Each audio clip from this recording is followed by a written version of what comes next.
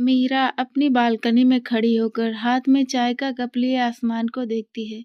नीचे गली में बच्चे दौड़ते हैं, सबकी आवाजें मिलकर एक मीठा कोरस बनाती हैं। पास की गली में एक नया चेहरा आया है, आरव मेहता, 32 साल का आर्किटेक्ट, मुंबई से लौटा है। पुराने मकान को रेनोवेट कर रहा है। शांत, कम बोलने वाला, लेकिन उसकी आंखों में एक भारीपन है, जैसे जिंदगी ने बहुत कुछ सिखाया हो।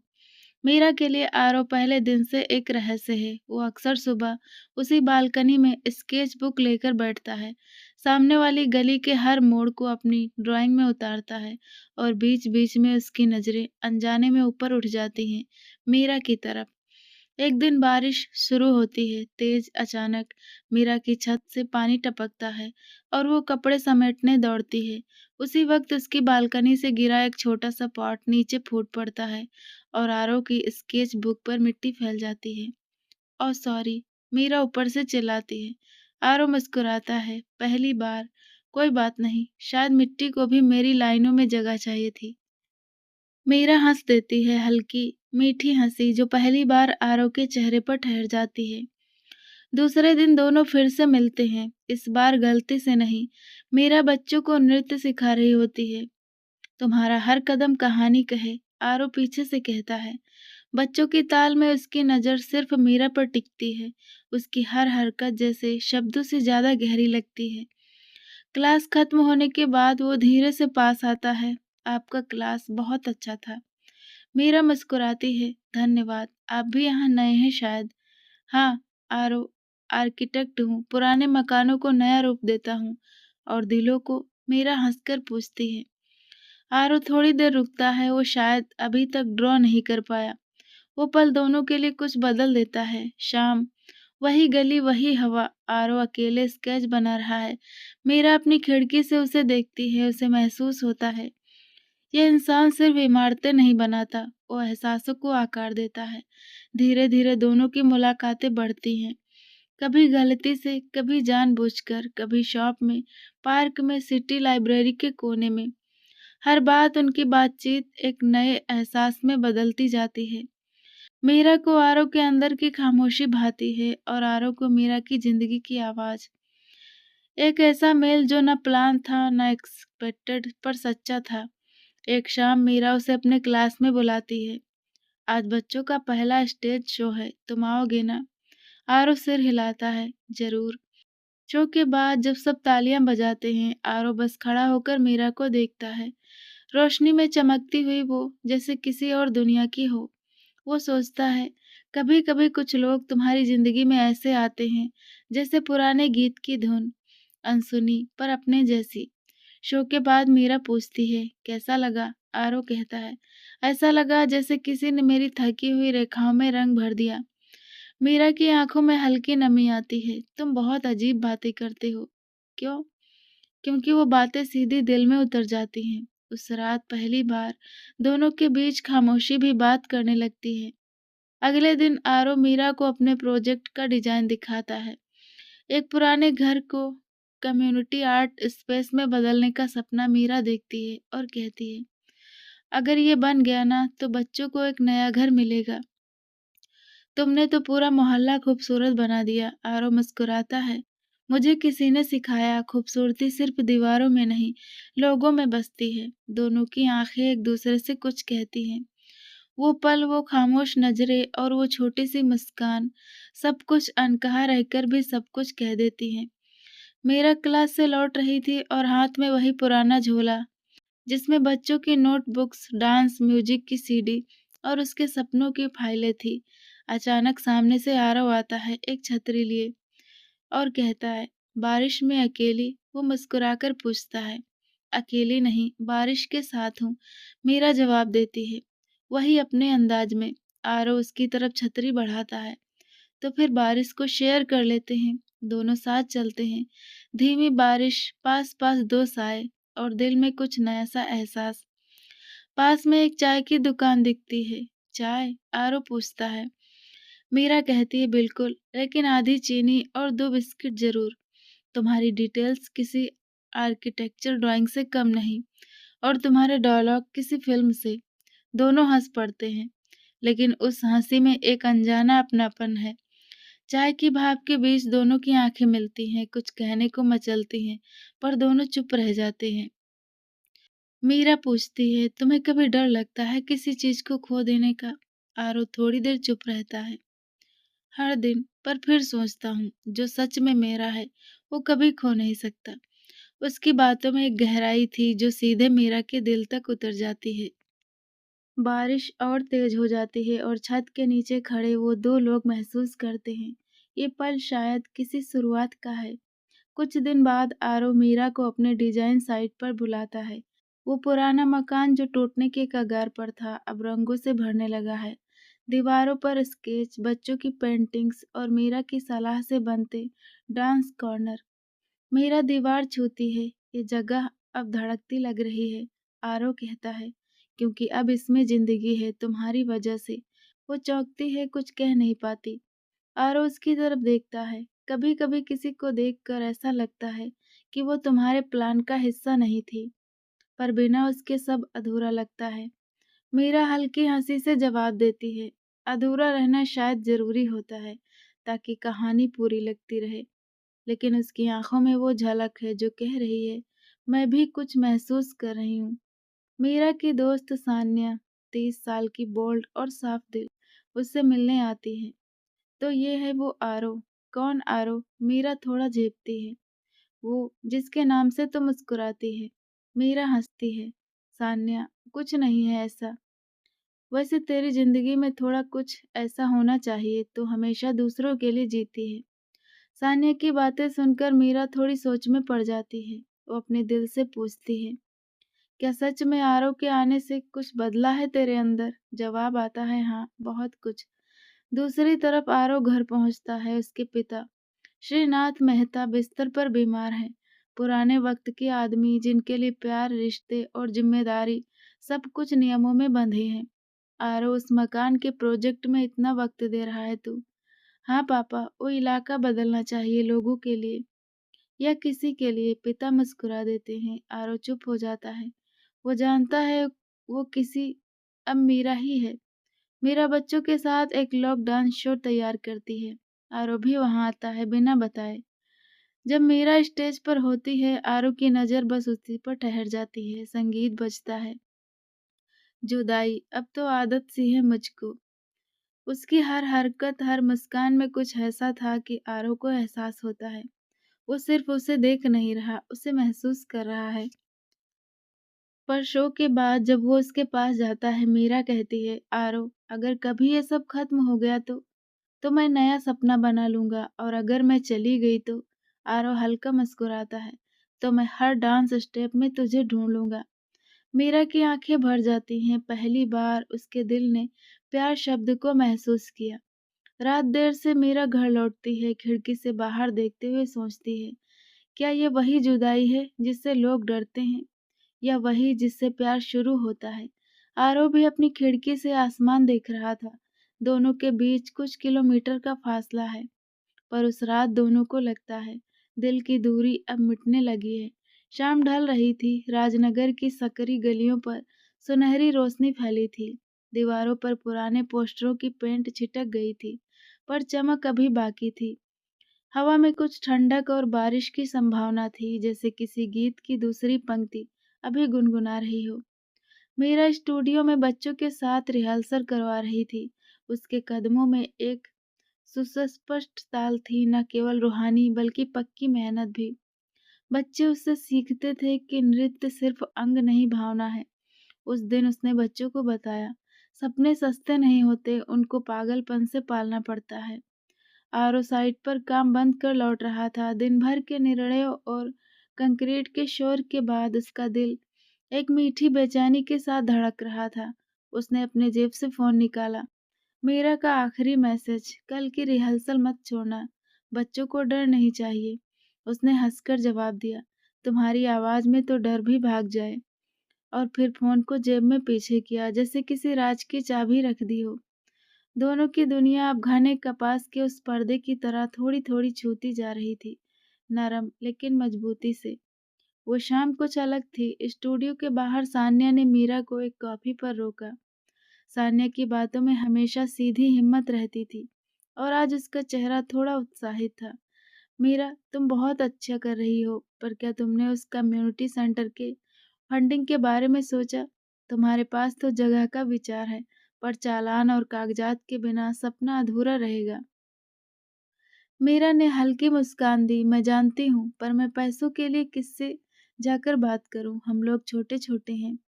आरव से कहो, सान्या ने तीखे स्वर में कहा। वो इमारतों को नया रूप देता है, उससे बात करो, और अगर तुम चाहो मैं भी कुछ लोग बता दूं। मीरा की आंखों में अजीब सी चमक आई, पर साथ में एक डर भी था। अगर मैं मांग लूं तो क्या मैं फिर भी वही मीरा रह पाऊंगी जो आज बच्चों को बिना किसी उम्मीद के देती है? सान्या ने उसकी पीठ थपथपाई। ख्वाबों के लिए दाम नहीं, दाम होना चाहिए, और तुमने ख्वाब बहुत बेइज्जती से सजाए हैं। अब उनका दाम लेना भी सीखो। मीरा कुछ न बोली, पर रात होते होते उसकी सोच में एक नया सवाल जन्म ले चुका था। क्या मैं अपने सपनों के लिए भी लालच दिखा सकती हूँ? वही समय आरव अपने ऑफिस में बैठा था। अभय ने आते ही उसे चिढ़ाते हुए कहा, यार, तेरी मुस्कुराहट की गारंटी कौन देता है? काम में इतना खोया रहता है। अभय ने अपने नोट पैड से कुछ फाइलें निकाली। और सुन, देव दबे से मिलकर आया था। आज उसने हमारे प्रोजेक्ट में साझेदारी की बात कही। फंडिंग अच्छी है, पर उसकी कुछ शर्तें हैं। आरव ने कड़ा चेहरा बनाया। देव दबे शहर के बड़े डेवलपर, जिनकी छवि चमकदार थी, पर अंडरटोन में उनकी चालाकी थी। कौन सी शर्तें? उसने पूछा। अभय ने कहा, कुछ डिजाइन कंफर्मेशन जो उसके मार्केट के लिए प्रतिकूल हैं, और अफोर्डेबल स्पेस की जगह थोड़ी सी प्राइस अप कर देनी होगी। आरव ठहर गया। उसके भीतर एक अखर उठी। हमने जो कहा था, ये जगह कम्युनिटी के लिए रहेगी। मैं उसे पब्लिक की तरह बनाए रख सकता हूँ, न कि सिर्फ प्रॉफिट के लिए। अगर वो इसे बिजनेस में बदलना चाहेगा तो मैं कैसे सह सकता हूँ? अभय ने गंभीर होकर कहा, देख, फंडिंग जरूरी है, और देव के बिना ये सब मुश्किल होगा, पर फैसला तुम्हारा है। या तुम्हें मेडिफाई करना होगा, या कुछ और खोजनी होगी। आरव के चेहरे पर दुविधा की पटरी चलने लगी। उसने फाइलें दबा ली और खिड़की से बाहर देखा। राजनगर की पुरानी दीवारों पर कहीं मीरा की हंसी गूंज रही थी, और कहीं उसकी आंखों में वही सवाल टिक गया था, लाभ या लोक। अगले दिन मीरा ने आरव को साइट पर मिलकर फंडिंग की बात उठाने का फैसला किया। उसने हिम्मत जुटाई और सीधे कह दिया, अगर तुम मुझे इस जगह के लिए मदद कर सको तो मैं बहुत आभारी रहूंगी, पर मुझे डर है कि पैसों के साथ हमारी आत्मा भी बिक न जाए। आरव ने उसकी बातें सुनी और कुछ देर बाद कहा, मैं कोशिश करूंगा, पर मैं किसी भी कीमत पर इस जगह की रूह नहीं बदलने दूंगा। उसने थपकी दी। और मैं नहीं चाहता कि तुम अपने सपनों के लिए अपनी किताबें बेच दो।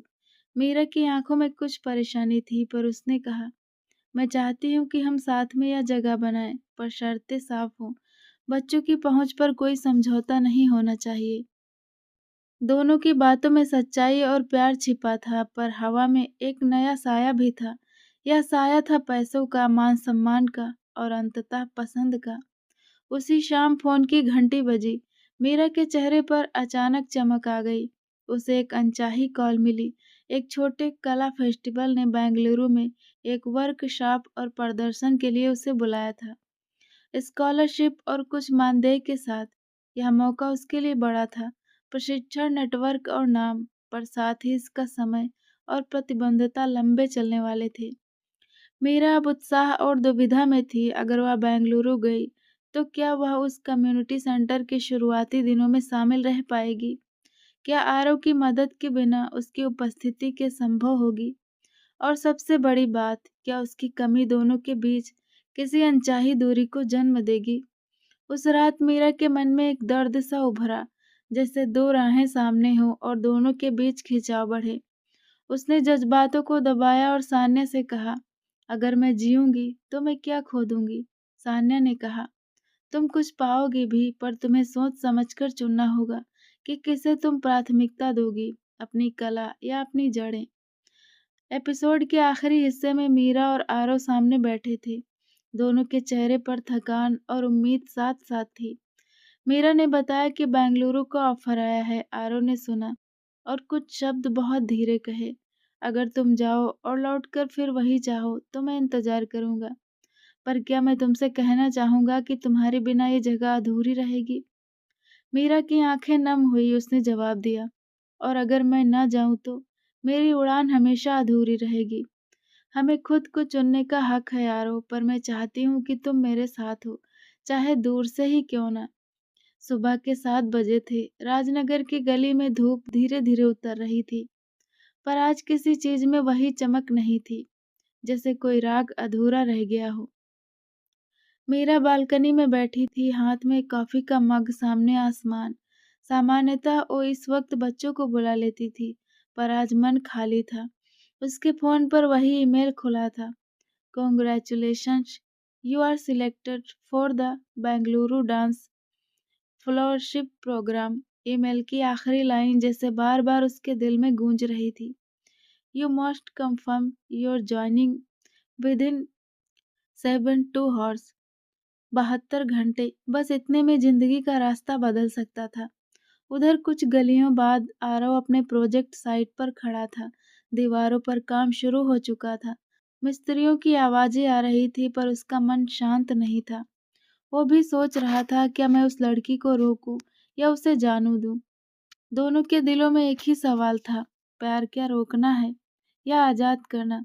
मीरा, तेरा नाम आने वाला है अब। ये फेलोशिप छोटे शहरों के लोगों को बहुत कम मिलती थी। सान्या के चेहरे पर उत्साह था। मीरा ने कहा, पर सान्या, आरो का प्रोजेक्ट भी तो अपने आखिरी दौर में है। मैंने उसे वादा किया था कि साथ रहूंगी। साथ रहना मतलब हमेशा पास रहना नहीं होता, सान्या बोली। कभी कभी दूर जाना भी साथ का एक हिस्सा होता है। मीरा चुप रही, फिर धीरे से बोली, मुझे डर है कि अगर मैं चली गई तो सब कुछ बदल जाएगा। सान्या मुस्कुराई। बदलाव से डरना छोड़। जो रिश्ता सच्चा होता है वो जुदाई में भी टूटता नहीं, और वो नकली होता है वो पास रहकर भी फीका पड़ जाता है। सान्या की बातों में सच्चाई थी, लेकिन मीरा का दिल मानने को तैयार नहीं था।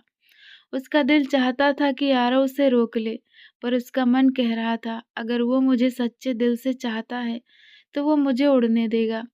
उसी वक्त आरव अपने ऑफिस में देव दबे से मिल रहा था। देव, वही चमकदार सूट पहनने वाला व्यापारी जिसकी मुस्कान में हमेशा एक डील छिपी होती थी। आरव जी, देव ने कहा, आपको ये प्रोजेक्ट शानदार है, लेकिन चलिए ईमानदारी से बोलूं, आपको ये पूरा करने के लिए पैसे की जरूरत पड़ेगी। मैं वो दूंगा। शर्त? आरव ने सीधे पूछा। देव मुस्कुराया। बस इतना कि इस कम्युनिटी सेंटर में हमारे क्लाइंट्स के लिए कुछ एक्सक्लूसिव अपार्टमेंट जोड़ दीजिए। आपको फंडिंग, मीडिया कवरेज और ब्रांड नेम सब मिलेगा। आरव के चेहरे पर सख्ती थी। अगर मैं ऐसा करूं तो एक कम्युनिटी सेंटर नहीं रहेगा देव, ये भी बस एक और कमर्शियल प्रॉपर्टी बन जाएगी। देव ने ठंडी मुस्कान दी।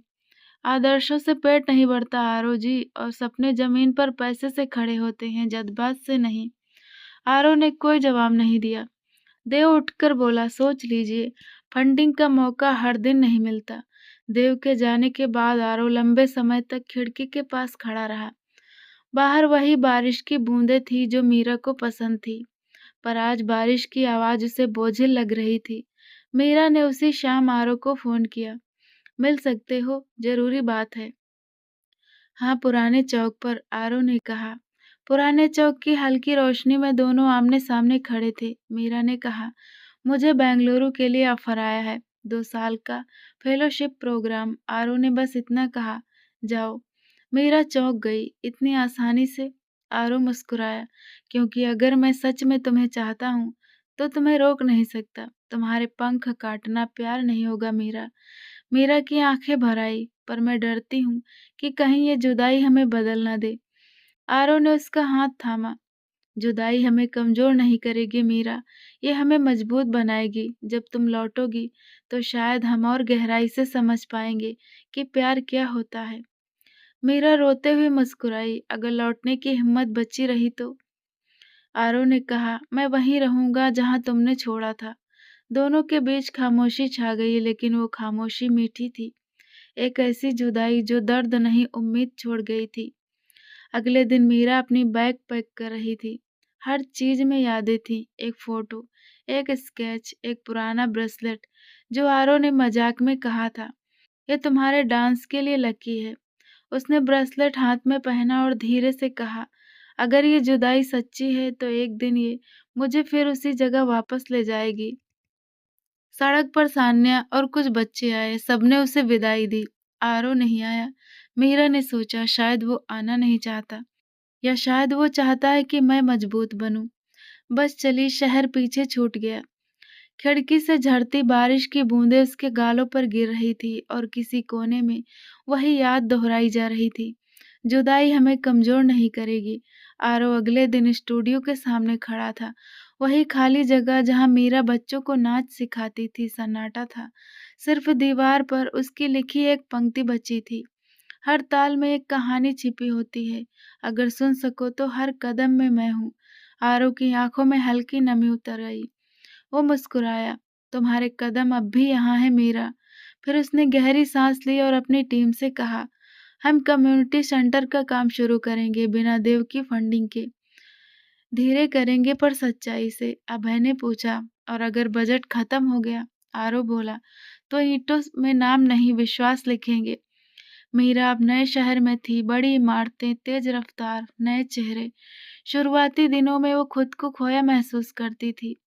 क्लास में उसके डांस मूव सही थे, लेकिन रूह गायब थी। एक दिन उसकी सीनियर टीचर ने पूछा, तुम्हारे डांस में दर्द है, पर वजह क्या है? मीरा ने जवाब दिया, कभी कभी जुदाई भी प्रेरणा बन जाती है। टीचर ने कहा, तो उस दर्द को नाच में बदल दो, तभी तुम सच्ची कलाकार बनोगी। उस दिन मीरा ने स्टेज पर पहली बार आरव की याद को डांस में ढाला। हर कदम में वो उसकी मुस्कान, हर घूम में उसकी खामोशी और हर झुकाव में उसका स्पर्श महसूस कर रही थी। दर्शकों ने ताली बजाई और उसकी आंखों से आंसू गिर पड़े, पर वो आंसू कमजोरी के नहीं, तृप्ति के थे। मीरा बेंगलुरु में थी, बड़ी बड़ी इमारतें, चमकती सड़कें, नए लोग, सब कुछ नया, पर उसके भीतर वही पुरानी कमी। वो अब नाम कमा रही थी, लोग उसके नृत्य की तारीफ करते नहीं थकते थे, लेकिन रात को जब वो अकेली होती तो दिल के अंदर एक खालीपन बोलता, किसी को बताना है, कुछ कहना है, लेकिन किससे? उसे आरव की याद हर छोटी चीज में आती। जब वो डांस करती, हर कदम में उसका चेहरा झलक जाता। वो हर ताल के साथ जैसे उसे महसूस करती थी। इधर आरव राजनगर में अपने प्रोजेक्ट में लगा था। पैसे कम थे, लेकिन हौसला नहीं टूटा था। उसने तय किया था कि ये सेंटर बच्चों के लिए बनेगा, चाहे कितनी मुश्किल क्यों ना हो। पर धीरे धीरे फंड खत्म हो रहे थे। कुछ मजदूरों ने काम छोड़ दिया। उसके दोस्त अभय ने कहा, आरो अब किसी बड़े स्पॉन्सर से बात करनी पड़ेगी। उसी वक्त देव दबे फिर सामने आया, वही पुराना बिजनेसमैन जो हर चीज में फायदा ढूंढता था। उसने कहा, अगर तुम मेरे साथ पार्टनरशिप कर लो तो तुम्हारा सारा काम आसान हो जाएगा। बस कुछ अपार्टमेंट इस बिल्डिंग में बेचने होंगे। आरो ने साफ इनकार कर दिया, ये जगह बच्चों की है, किसी बिजनेस की नहीं। देव मुस्कुराया, तुम्हारे आदर्श ज्यादा दिन नहीं चलेंगे आरो। देव ने बदला लेने की ठान ली। उसने फर्जी डॉक्यूमेंट्स बनवाकर आरो के प्रोजेक्ट पर कब्जे का केस डलवा लिया। पुलिस नोटिस लेकर आई और काम रुक गया। आरो टूट गया। उसे लगा जैसे उसकी मेहनत, उसके सपने सब मिट्टी में मिल गए। इसी बीच सान्या उसकी मदद करने लगी। वो हर दिन वहां आती, मजदूरों को समझाती, थोड़ा बहुत पैसा जुटाती। धीरे धीरे उसे एहसास हुआ कि आरो कितना सच्चा इंसान है। वो चाहकर भी उससे दूर नहीं रह पा रही थी। उसने एक दिन कहा, कभी कभी किसी को चुपचाप चाहने में भी सुकून होता है। आरो बस मुस्कुराया, उसे कोई जवाब नहीं दिया। उसके मन में सिर्फ मीरा थी। उधर बेंगलुरु में मीरा का नाम अब बड़ा हो चुका था। एक इंटरव्यू में जब उससे पूछा गया कि आपकी सबसे बड़ी प्रेरणा कौन है, तो उसने बिना सोचे कहा, एक इंसान जो सिखाता है कि ईमानदारी से जीना भी एक कला है। वो बात सीधी आरो तक पहुंची। अभय ने मोबाइल पर वो वीडियो दिखाया और आरो की आंखों में चमक आ गई। पर इसी बीच देव दवे मीरा तक भी पहुंच गया। वो एक आर्ट फेस्टिवल में उससे मिला और बोला, आपका टैलेंट अद्भुत है मीरा जी। हम एक बड़ी आर्ट फाउंडेशन शुरू कर देते हैं। अगर आप चाहें तो मैं आपका चेहरा बना दूं। 1 करोड़ रुपए की डील है। मीरा समझ गई कि ये वही आदमी है जिससे आरव ने रिश्ता तोड़ दिया था। उसने मुस्कुराकर कहा, आपको शायद लगता है कला बिक सकती है, पर नहीं साहब, मैं अभी भी सिखा रही हूँ, बेच नहीं रही। देव के चेहरे पर मुस्कान थी, लेकिन वो गुस्से में चला गया। उसने कहा, तुम्हारा ये घमंड एक दिन तुम्हें गिरा देगा। कुछ दिनों बाद आरव के प्रोजेक्ट पर झूठी अफवाहें फैल गई कि उसने सरकारी पैसे गलत तरीके से लिए हैं। लोग सवाल करने लगे। मीरा को पता चला तो वो बेचैन हो गई। उसने तुरंत मीडिया के जरिए बयान दिया, जो इंसान दूसरों के लिए सपने बनाता है वो गलत नहीं हो सकता। उसके उस बयान ने फिर से सबका ध्यान खींच लिया और धीरे धीरे सच बाहर आने लगा। अभय ने सबूत लाकर देव की साजिश का पर्दाफाश किया। मीडिया में देव की इमेज खराब हो गई। आरव का नाम साफ हो गया। पर यह सब होते होते आरव अंदर से थक गया था। वो हर रात खाली सेंटर में बैठता और सोचता, मीरा अब शायद मुझसे बहुत दूर चली गई है। इधर मीरा अपने सबसे बड़े डांस शो की तैयारी में लगी थी। थीम थी जुदाई, प्यार की ताकत। उस रात मंच पर उसने आरव को महसूस करते हुए नृत्य किया। जब लाइट्स बंद हुई, तालियों की गूंज उठी, लेकिन उसकी आंखों से आंसू गिर रहे थे। वो मुस्कुरा रही थी, पर दिल में आरव का नाम बार बार गूंज रहा था। अगले दिन उसने आरव को एक चिट्ठी भेजी। हर कदम में तुम्हारी याद है, हर ताल में तुम्हारी खामोशी। मैं यहाँ हूँ, पर मेरा दिल वहाँ है जहाँ तुमने छोड़ दिया था। हमारी जुदाई ने हमें तोड़ा नहीं, बनाया है। मैं लौटूंगी, बस थोड़ी देर और। आरव ने वो पत्र कई बार पढ़ा। उसकी आंखें भर आई, लेकिन इस बार आंसू के साथ मुस्कान भी थी। वो जानता था मीरा उसकी जिंदगी से गई नहीं, बस उसकी कहानी के अगले हिस्से में चली गई है। दिन धीरे धीरे कट रहे थे। राजनगर में अब कम्युनिटी सेंटर का आधा काम पूरा हो चुका था। दीवारें खड़ी हो गई थी, लेकिन आरव का मन अब भी कहीं खोया था। जब भी वो ईंटें लगवाता, उसे लगता हर ईंट के पीछे मीरा का नाम लिखा है। वो हर चीज में उसकी झलक ढूंढता था। बारिश में, बच्चों की हंसी में, हवा के झोंके में। सान्या अब रोज वहां आने लगी थी। उसने अपनी पूरी कोशिश लगा दी थी कि आरव का प्रोजेक्ट फिर से चल पड़े। वो मजदूरों को खाना लाती, कुछ फंडिंग का इंतजाम करती। धीरे धीरे उसे समझ आया कि आरव सिर्फ मेहनती नहीं, बहुत सच्चा भी है। उसकी बातों में एक अजीब सुकून था। एक दिन उसने कहा, तुम्हारे जैसा इंसान अगर आज की दुनिया में मिल जाए तो वो किसी की किस्मत बदल सकता है। आरव मुस्कुराया, किस्मत मैं नहीं बदलता, बस भरोसा दिलाता हूँ। सान्या हल्का सा हंस पड़ी, शायद इसीलिए मैं अब खुद पर भरोसा करने लगी हूँ। सान्या को एहसास हुआ कि वो आरव को दिल से चाहने लगी है, लेकिन वो जानती थी उसके दिल में जगह किसी और की है। वो अपनी चाहत को छिपा लेती है, बस मदद के बहाने उनके पास रहती। कभी कभी चुपचाप बैठकर आरव को काम करते देखती और सोचती, काश मीरा जानती कि वो कितना इंतजार कर रहा है। उधर बेंगलुरु में मीरा अब बहुत सफल हो चुकी थी। उसके डांस के शो पूरे देश में होने लगे थे। लोग उसके नाम से टिकट खरीदते थे, लेकिन शो खत्म होने के बाद वो हमेशा अकेली रह जाती। चारों तरफ तालियां थी, पर दिल में सन्नाटा। वो सोचती, क्या यही सफलता है, जहां सब तुम्हें जानते हैं पर कोई तुम्हें समझता नहीं। एक रात उसने होटल की बालकनी से फोन उठाया और आरव को कॉल किया। बहुत देर तक रिंग बजती रही, पर किसी ने नहीं उठाया। उसने एक छोटा सा मैसेज भेजा, मैंने तुम्हारी बहुत याद आ रही है। आरव ने मैसेज देखा, पर जवाब नहीं लिखा। उसके दिल में बहुत कुछ था, पर शब्द नहीं मिल रहे थे। उसने बस आसमान की ओर देखा और कहा, मीरा, जब तुम लौटोगी मैं यहाँ रहूंगा, तुम्हारे इंतजार में। अगले कुछ हफ्तों में देव दबे ने फिर चाल चली। उसने सिटी काउंसिलिंग में झूठी रिपोर्ट जमा करवा दी कि आरव का प्रोजेक्ट सरकारी जगह पर बन रहा है। एक सुबह पुलिस आई और नोटिस थमा दिया, निर्माण कार्य तत्काल बंद करे। आरव के हाथ से फाइलें गिर गईं। उसकी आंखों में गुस्सा नहीं था, बस थकान थी। सान्या दौड़ी आई, आरव अब क्या करेंगे? वो बोला, मैं झुकूंगा नहीं सान्या, इस जगह को मैंने ईमान से बनाया है। अगर ये जमीन मेरी नहीं रही तो भी मेरा जमीर मेरे साथ है। उस रात वो उसी अधूरी बिल्डिंग में बैठा रहा। बारिश हो रही थी, बिजली चमक रही थी, उसने आंखें बंद की और मन में मीरा की आवाज सुनी। प्यार सिर्फ साथ रहना नहीं होता, भरोसा रखना भी होता है। वो हल्के से मुस्कुराया। तू दूर है, पर तेरी बातें अभी भी रास्ता दिखाती हैं। अगले दिन अभय ने खबर दी, मीरा का डांस वीडियो वायरल हो गया है, उसने अपने शो में तुम्हारा नाम लिया है। आरव ने मोबाइल पर देखा, मीरा मंच पर खड़ी थी और कह रही थी, मेरा डांस, मेरी मेहनत, मेरे सपने, इन सब की जड़ एक इंसान में है, जिसने मुझे सिखाया है कि सच्चाई कभी हारती नहीं। पूरा हाल तालियों से गूंज उठा। आरव की आंखों में आंसू आ गए, पर उसके चेहरे पर पहली बार मुस्कान थी। उसने महसूस किया कि दूरी के बावजूद इनका रिश्ता जिंदा है। उसी शाम मीरा ने एक बड़ा फैसला किया। उसने अपना अगला शो कैंसिल कर दिया और बेंगलुरु छोड़ने की तैयारी शुरू कर दी। सबने पूछा क्यों? उसने बस इतना कहा, कभी-कभी नाम कमाने के बाद भी दिल खाली रह जाता है। अब मुझे वो जगह चाहिए जहाँ दिल भरा हो।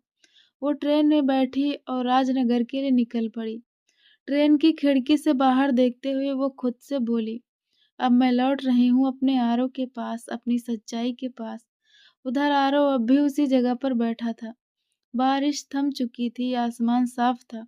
वो सोच रहा था कि क्या कभी मीरा वापस आएगी। तभी हवा का झोंका आया और पास में उड़ता एक पुराना ब्रेसलेट उसके पैरों के पास आ गिरा। वही जो मीरा पहना करती थी। वो उसे उठाकर देखता है और हल्के से मुस्कुरा देता है। शायद अब वक्त आ गया है। ट्रेन स्टेशन पर रुकती है। भीड़ के बीच से उतरती मीरा, वही सादगी, वही आंखें, पर अब उनमें और गहराई है। आरो सड़क के उस पार खड़ा है। दोनों एक दूसरे को देखते हैं, कोई शब्द नहीं, बस खामोशी। मीरा आगे बढ़ती है आरव की तरफ। दोनों के बीच बस एक कदम की दूरी रह जाती है। आरव धीरे से कहता है, तुम लौट आई। मीरा जवाब देती है, जुदाई खत्म हो गई आरव, अब बस कहानी बाकी है। दोनों के चेहरों पर बारिश की बूंदें गिरती हैं, लेकिन इस बार वो बूंदें आंसू नहीं, सुकून है। शहर वही था, गलियां वही थी, बस मौसम बदल गया था। राजनगर की हवा में फिर से वो पुरानी गर्मी और नमी घुल गई थी, पर इस बार हवा में एक नई खुशबू थी, मीरा के लौट आने की। आरव ने उसे स्टेशन पर देखा था, पर दोनों ने ज्यादा कुछ कहा नहीं। बस आंखों में एक कहानी थी, जो शब्दों से कहीं ज्यादा बोल रही थी। मीरा धीरे धीरे उसके पास आकर बोली, मैं लौट आई हूँ आरव, अब कहीं और जाने का मन नहीं। आरव ने हल्की मुस्कान दी, मुझे पता था एक दिन ये रास्ते फिर मिलेंगे। कुछ पल दोनों खामोश खड़े रहे। चारों ओर लोगों की भीड़ थी, पर उनके लिए दुनिया थम गई थी। फिर मीरा ने धीरे से कहा, मुझे तुम्हारा सेंटर देखना है। आरव ने सिर हिलाया और दोनों साथ चल पड़े। सेंटर तक पहुंचते ही मीरा की आंखें भर गई। वो वही अधूरी दीवारें थी, वही नाव, लेकिन अब उनमें उम्मीद झलक रही थी। बच्चे बाहर खेल रहे थे, दीवारों पर रंगीन पेंटिंग्स थी। सान्या वहां थी, काम संभाल रही थी। उसने मीरा को देखा और कुछ पल चुप रही, फिर मुस्कुरा दी, वेलकम बैक। मीरा ने झिझकते हुए कहा, धन्यवाद और माफी भी। सान्या ने कहा, माफी की जरूरत नहीं, बस अब फिर से मत जाना। उन दोनों की आंखों में एक अलग रिश्ता था, जिसकी वजह से आरव फिर मुस्कुराने लगा। एक समझ, एक इज्जत। शाम ढलने लगी, सूरज की लाल किरणें दीवार पर पड़ रही थी। आरव और मीरा सेंटर की छत पर बैठे थे। नीचे बच्चे हंस रहे थे और हवा में हल्की ठंडक थी। मीरा ने धीरे से कहा, यहाँ आकर लगता है मैं वहीं लौट आई हूँ, जहाँ से सब शुरू हुआ था।